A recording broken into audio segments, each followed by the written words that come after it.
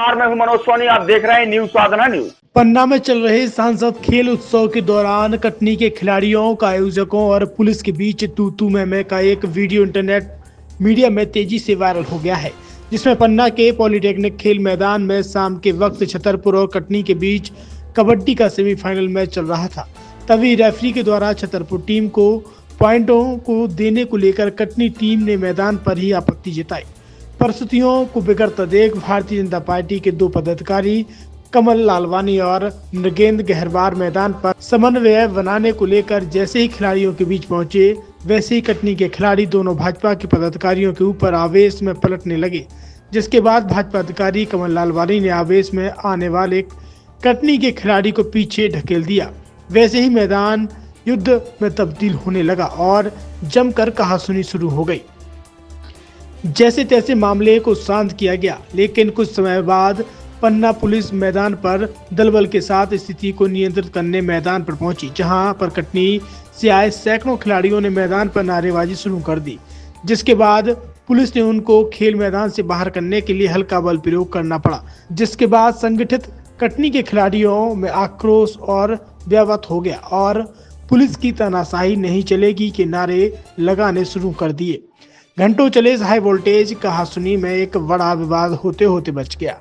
हालांकि जैसे ही जनप्रतिनिधियों की इसकी जानकारी प्राप्त हुई तो उनके द्वारा मामले को दबाने की बात कही गई, लेकिन उससे पहले ही कटनी के खिलाड़ियों ने अपना अपमान समझते हुए पूरे घटनाक्रम का वीडियो कटनी के सोशल मीडिया प्लेटफॉर्म पर अपलोड कर दिए और पन्ना में आयोजित यह सांसद खेल उत्सव, जिससे युवा को पार्टी से जोड़ने के उद्देश्य से जमीनी स्तर पर उतारा गया था, इस विवाद ने एक क्षेत्रवाद की लड़ाई को जन्म दे दिया है।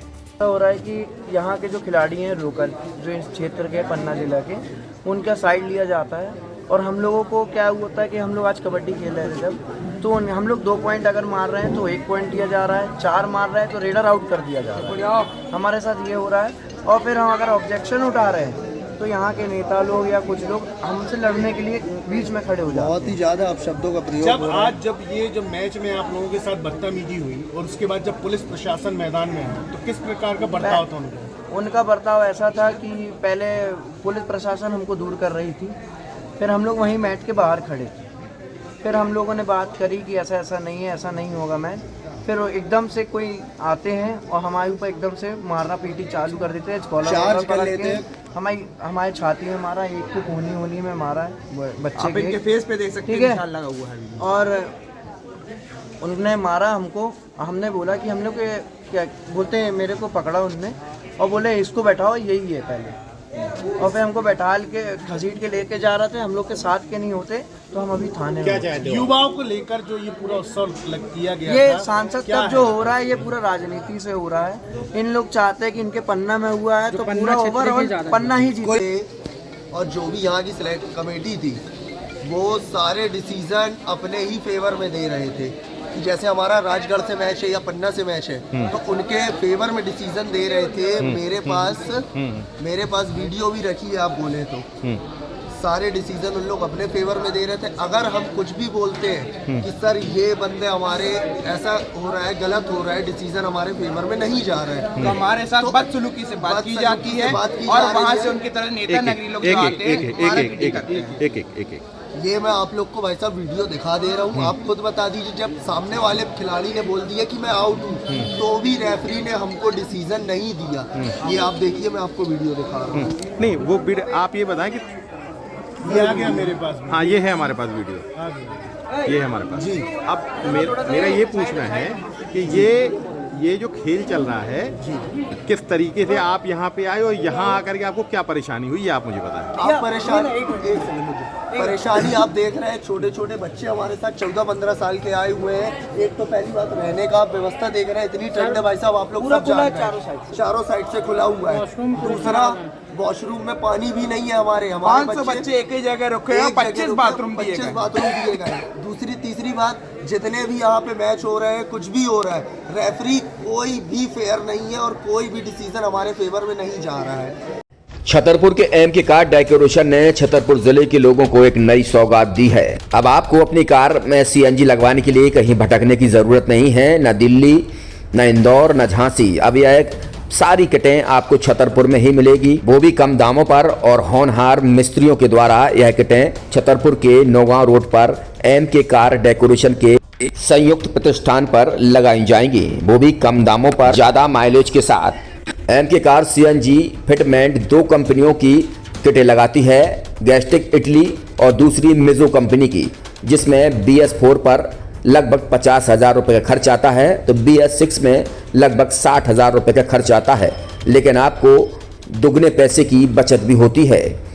तो वहीं 4 घंटे में आपकी गाड़ी में CNG किट कंप्लीट की जाती है। दिल्ली इंदौर से ट्रेनिंग शुदा मैकेनिक अब आपको ये सारी सुविधाएं छतरपुर में ही उपलब्ध कराएंगे, क्योंकि अब आपको कहीं जाने की ज़रूरत नहीं है।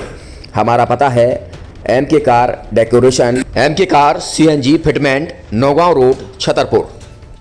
ये सीएनजी जो है ये आपको जो गाड़ियों में लगाई जाती है तो ये आपका 2 गुना पैसा बचाती है।